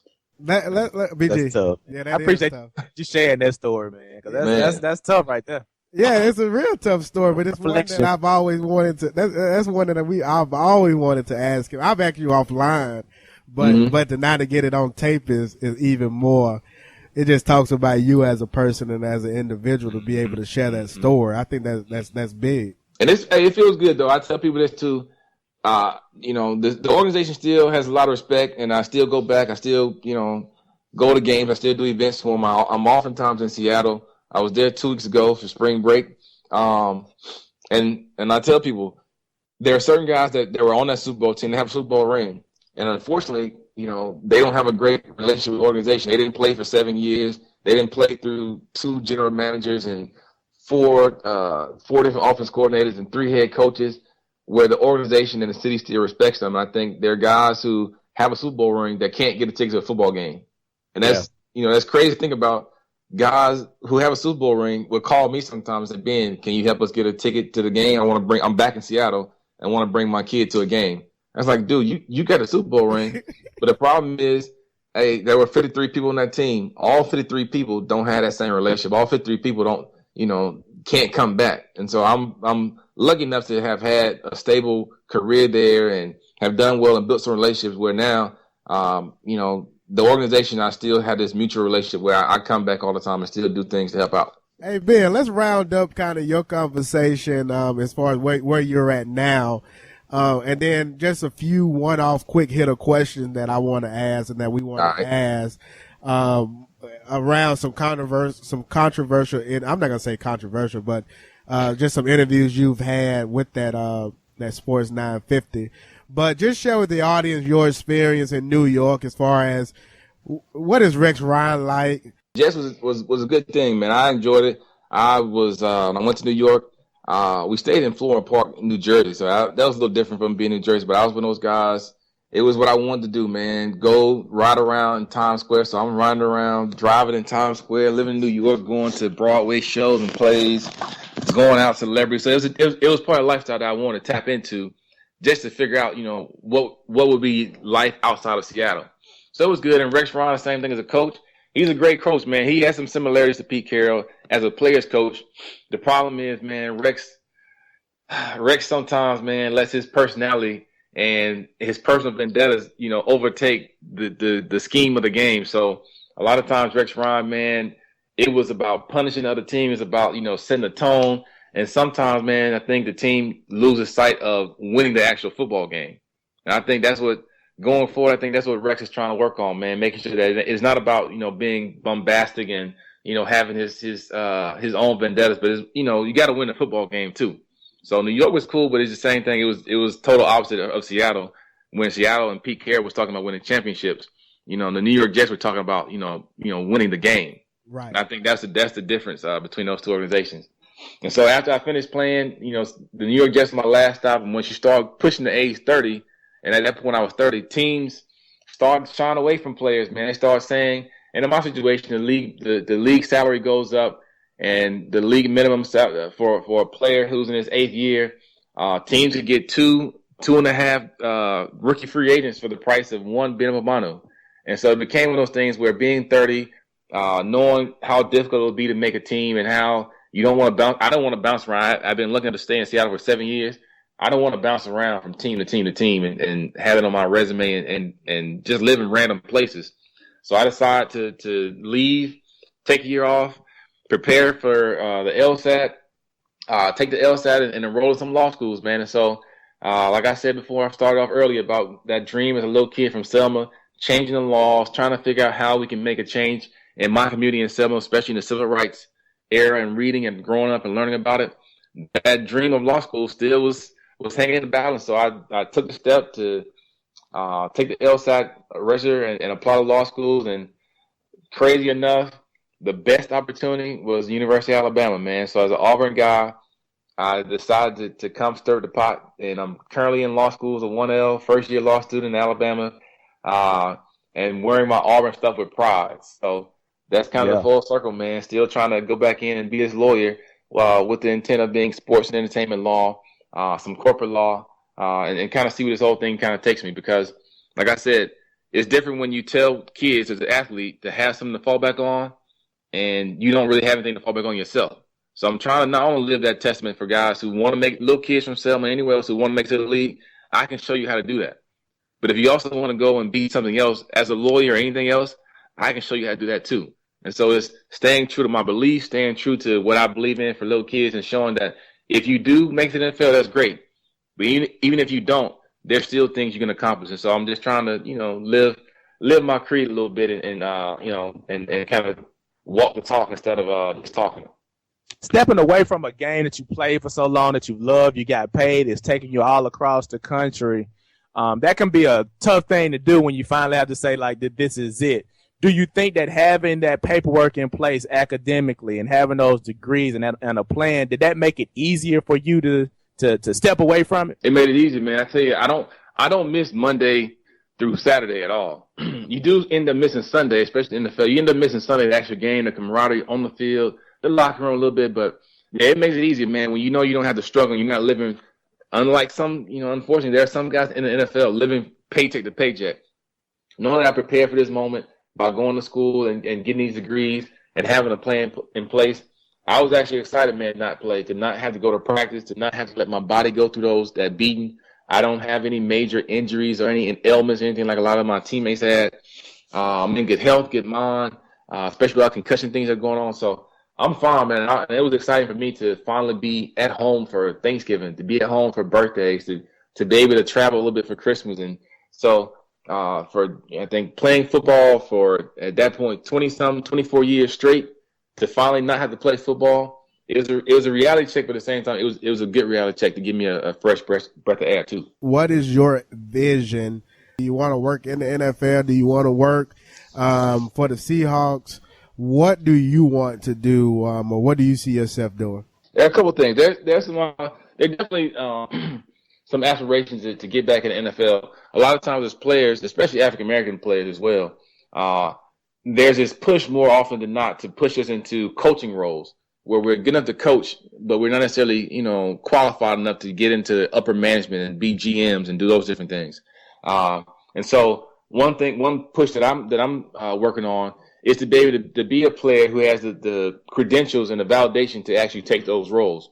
So to be a vice president for the organization, to be upper level management, to work in the NFL league office, to kind of have those aspirations to be like a Roger Goodell or go to the NFL Player Association side and be the NFLPA president or the Morris Smith, anybody else. So that's kind of the sports related side, is to make sure that I have my law degree, have my credentials, know enough to be able to say, finally, and one of the few occasions we have a minority and somebody who actually played the game to take one of these positions to represent the guys on the football field, to kind of make that not be so disproportionate as it has now. So that's my goal. But at the same time, there's the other goal too with some of the law degree.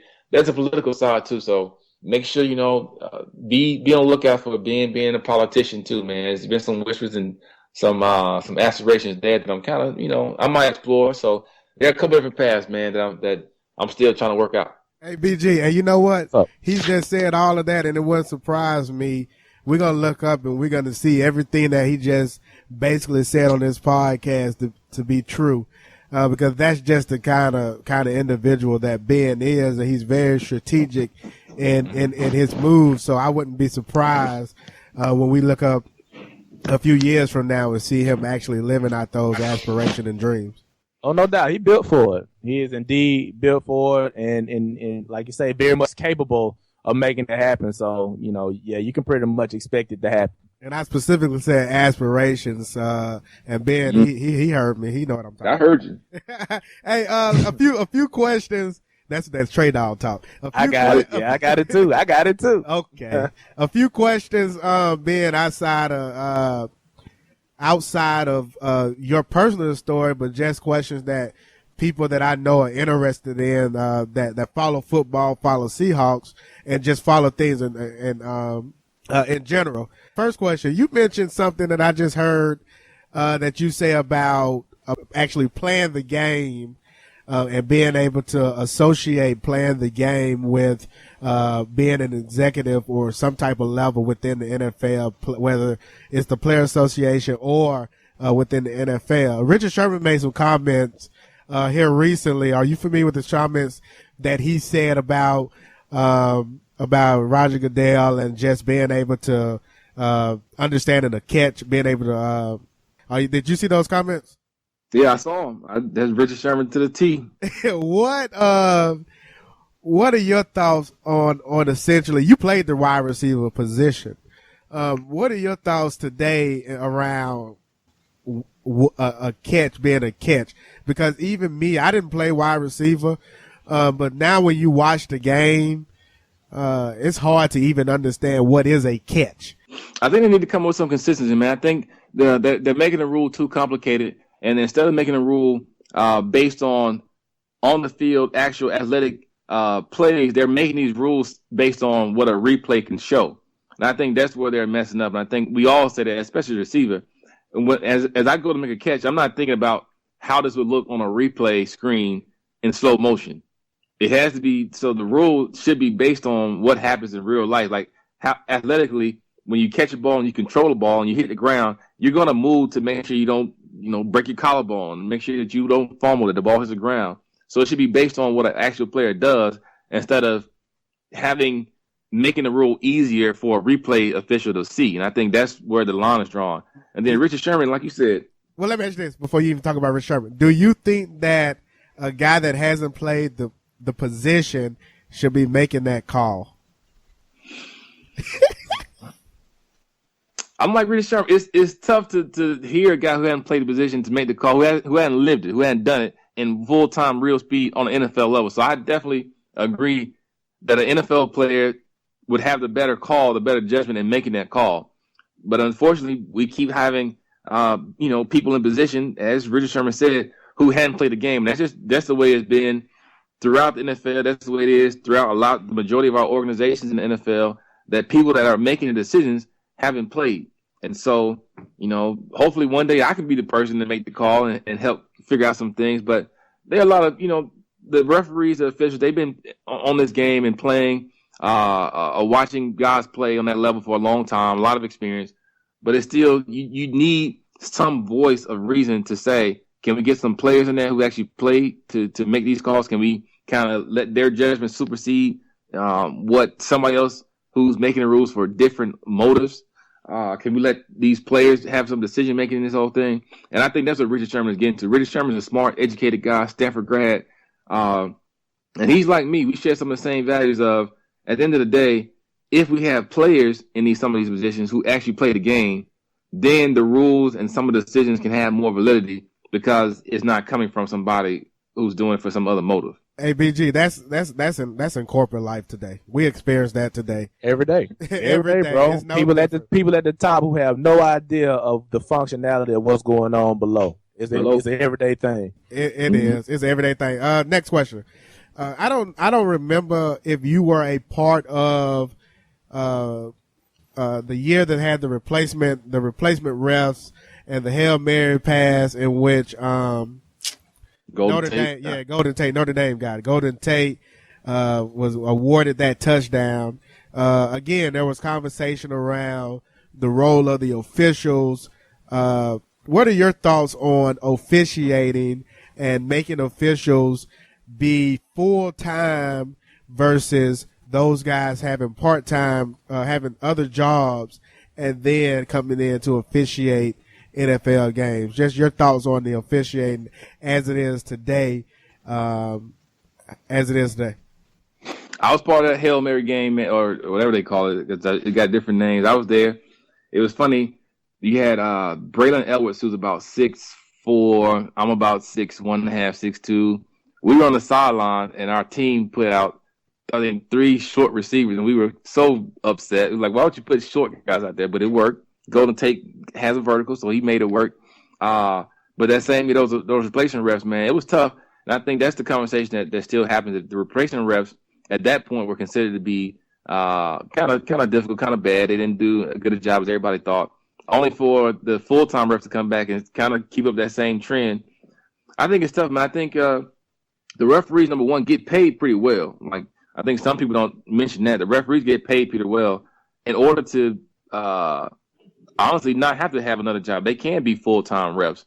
But I think it's just more of the studying of the game and really the rules, man, making the rules more succinct where they don't have to know the in and outs like it's a whole nother encyclopedia of interpretations.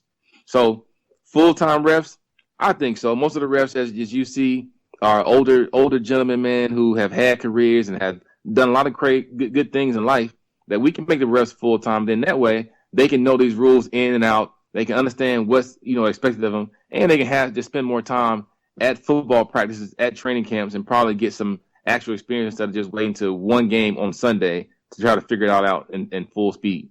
If they are full-time, they can invest and make, learn the game and learn the interpretation of the rules, like that second nature. Russell Wilson.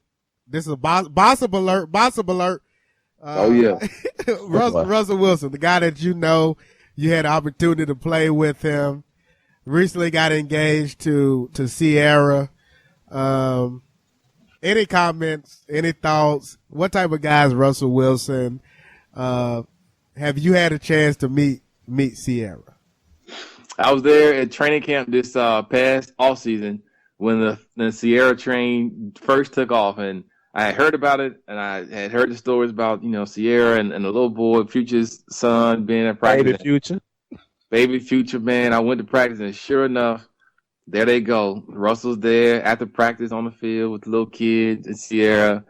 I was like, man, this. And I did like everybody else. I admit, I had a homeboy. He's like, man, Ciara at practice. And I called him like, yeah, it's true, man. It's a relationship, bro. They here. Russell Wilson, man. Russell's a cool guy, man. Russell is down there. I think sometimes he may struggle a little bit. I think some people get mad at him for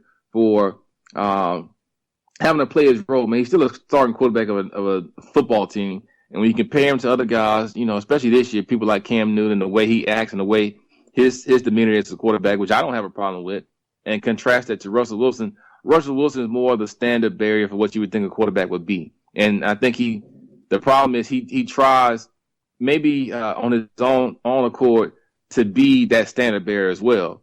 And so him and Ciara, I think the problem that I've seen, that I've heard people say, is the two don't add up somewhat. Him being a stand-up guy, and then they question sometimes, the relationship with Ciara. But I think it's genuine. I think it's organic, man. The time I've seen them spend with each other, at practice a couple times, at a game or two I've been to this past season, I'm happy for him, man. I think it's going to work out. I do support the relationship because I think it's a good contrast between the two. If Russell Wilson is this guy who's the stand-up quarterback in the NFL, who's the one of the future poster boys for people when people like Peyton Manning are leaving, Russell Wilson is emerging as the prototype of a quarterback. It's okay to have a celebrity on your arm, man. I think he's tapping into what he's been given, man. As a starting quarterback of a Super Bowl winning team, you get people like Ciara. Well said, brother. Well said. I got 2 more questions. I'm done. Marshawn Lynch is a guy that I feel like I like. I don't know the guy, but from what I see on TV, his anti-establishment, his being him, he seems to be authentic in nature. I read the stories about him putting a chicken wing in his sock so that his homeboy wouldn't eat the chicken wing while he was out talking to the kids during one of his training day, one of his camp days. Anyway, who is Marshawn Lynch and the guy that you've gotten to know? Marshawn Lynch, man, is one of the best teammates I ever had, man. When you think about guys were always confused a little bit when they came to the team.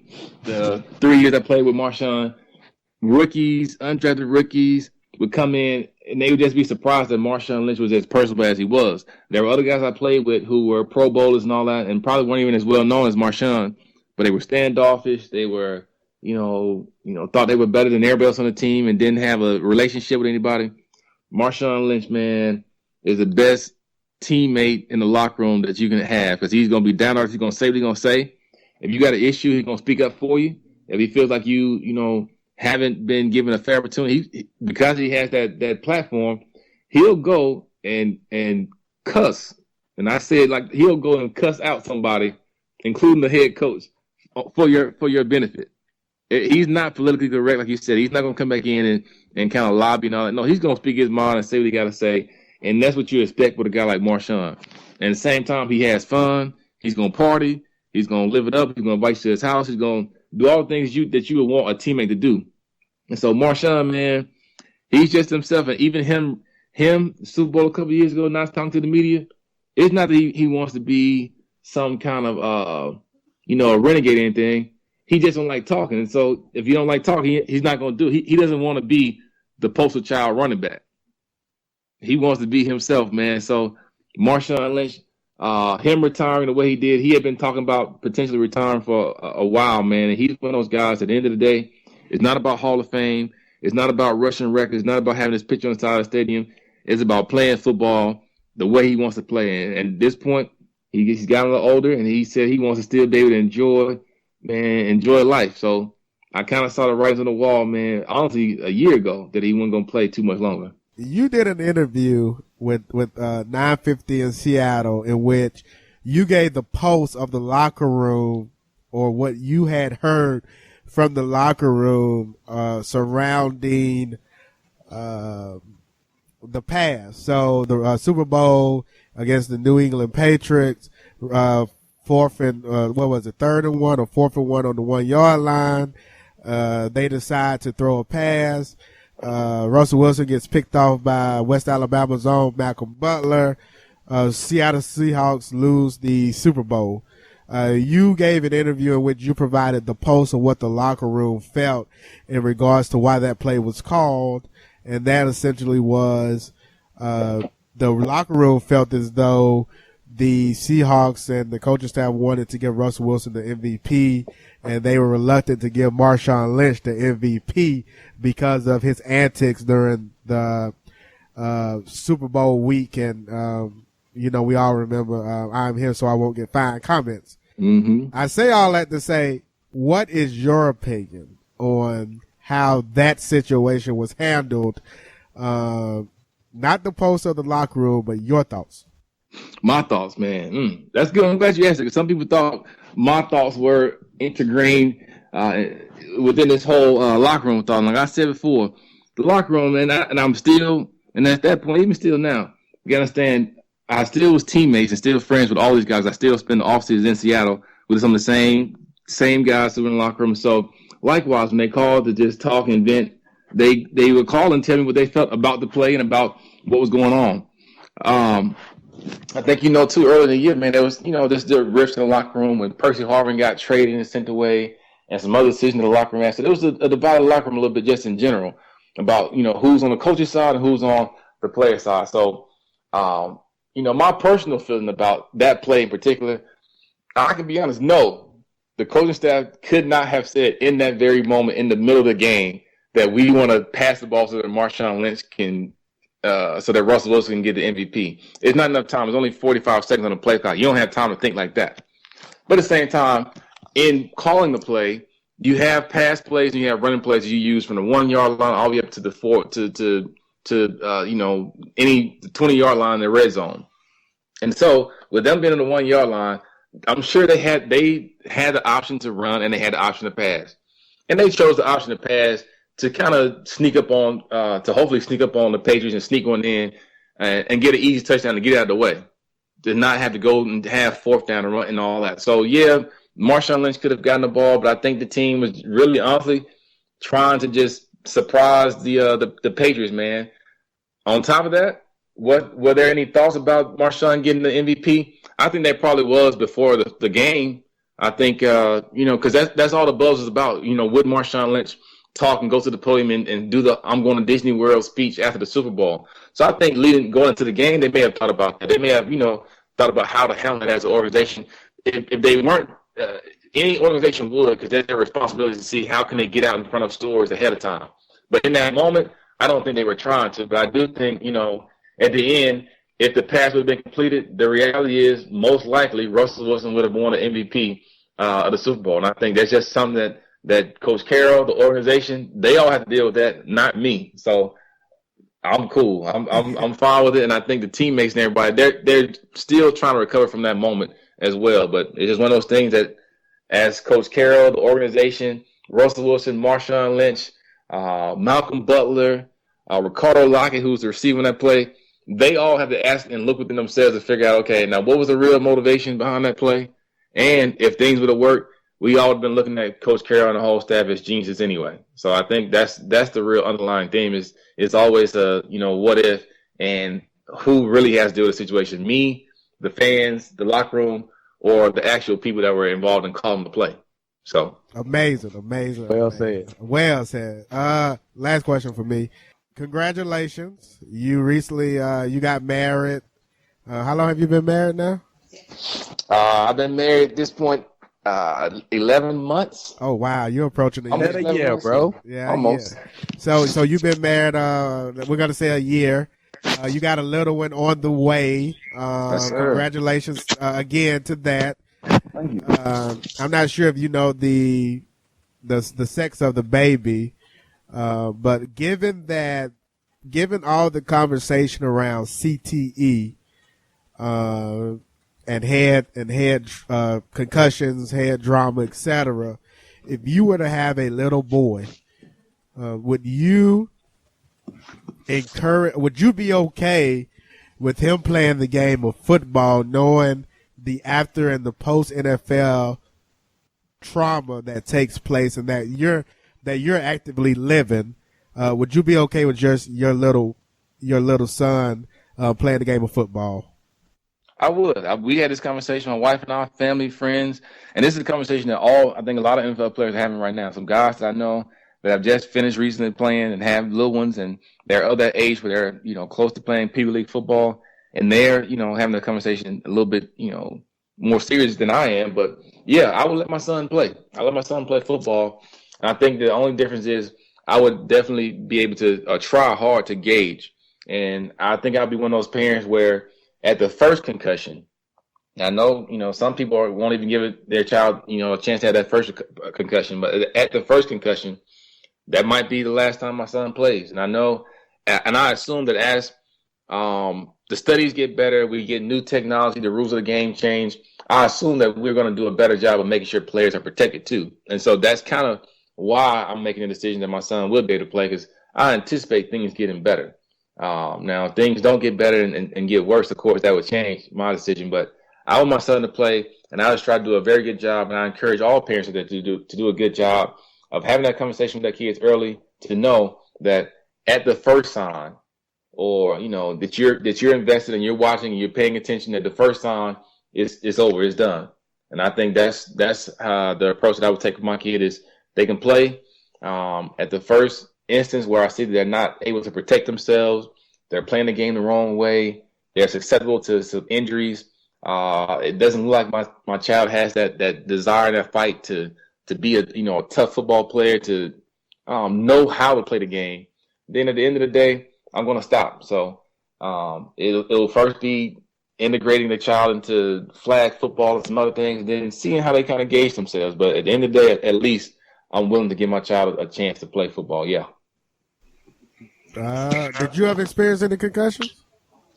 Yeah, I had my share. I think I only had a handful, man. I think like everybody talks about, the ones that we actually know about that I've actually got diagnosed for as a concussion may have only been about 3, but 3 is too many though, So right. I've been fine. I've been okay.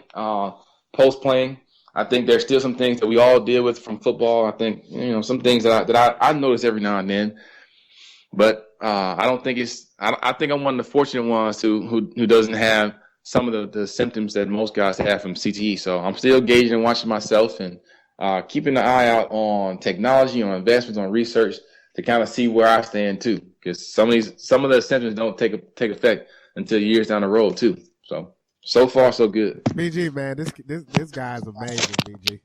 He been like that, man. What else could he be coming from the cell, man? Man, this what you expect? Ben, this has been a great, honest, authentic interview, and we appreciate it, man. And the fans and the listeners are really gonna appreciate when they hear this interview, because you've been fantastic, and you've been forthright, and I think that's just a testimony to the man that you are and the man that you become. So thank you on behalf of the listeners, and also on behalf of myself. Just thank you for agreeing to do this. It's been a long time coming. No problem. Thank you guys for having me too. I appreciate it. We do it again next time. Yeah, we really do appreciate you being Ben. Before we get out of here, I know you say you only got Twitter and you say Facebook? Yeah, Twitter and Facebook. Yep. Well, I mean, if you're interested in, if you got anything going on, anything that the people should be looking out for, or anything they should be connecting with you about, you might want to share, I guess, some of your social media, your website, or whatever you got. Is there anything that you want to share? Nah, just follow me, man, on Twitter, OBO87. So Obo87 on Twitter. Facebook, man. Look for me. I'm on Facebook, man. You gotta just click all the pages. One of them gonna be me. I don't know which one is but one of them gonna be me, man. I advise you to click all the pages. But yeah, man, just look at. I'm still trying to develop some stuff, especially being back in the South, not being in Seattle for the next 2 years. Working on a lot of different things. Trying to get an organization started down here. Foundation started in the South to be able to make some strides in the community and just a lot of different public works that I want to do. So. Looking for a lot of help from people too. So I'm pretty sure we'll catch up and we'll probably do some things together too from your podcast. Oh man, appreciate it. Just you joining the show and you being willing to be on the show. Thank you a lot. No and, who you hanging with? BG? You say Ben. You say you still hang with a few guys on the team. Any of those guys active? Who's some of the guys that you still communicate with? Devin and Ramos, you do another receiver. We still kick it hard, man. Jason Campbell, I still, quarterback, man. You'll never forget your quarterback. So Jason Campbell, a couple guys, Marcus McNeil, offensive lineman, Courtney Taylor. So definitely all the receivers. What about guys in the NFL? NFL guys, Sidney Rice, still kick with Sidney Rice. Shout out again to my boy Tavares, T-Jack. T-Jack, shout out. Hey, you failed me though, because it was one person you left out that I think that we could have rounded this trifecta out if you had mentioned that one guy that you hadn't even mentioned yet. Who was this? Played for Seattle, played at Auburn, played for Seattle, played for the Saints. Now he coaching in Opelika. My boy Will Herron, man. Shout out Will Herron, made it. BG Will Herron made the podcast. We had Trace Mill, T-Jack, and Will Herron. Will Herron made the fight. Will Herron report, man. Will Herron back in Auburn, man, got a golf club down there, coaching Opelika. Will had a good career too, man. A good run at it.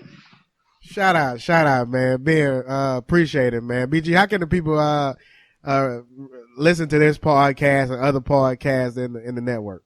This is the Free Lunch Podcast. You can check for us, freelunchpodcast.com. We're also on iTunes and SoundCloud. Just search New South Movement, and you'll have connection to this, the Free Lunch Podcast, as well as our other podcasts in the family, the Retroscope Podcast, the D1 Sports Talk Podcast, and the Girl Talk Podcast. So check for us, look for us. We're also on Instagram at Free Lunch Podcast, Free Lunch Posse on Twitter, and be sure to check YouTube, Free Lunch TV. This has been another Free Lunch Podcast. This is your boy Tight.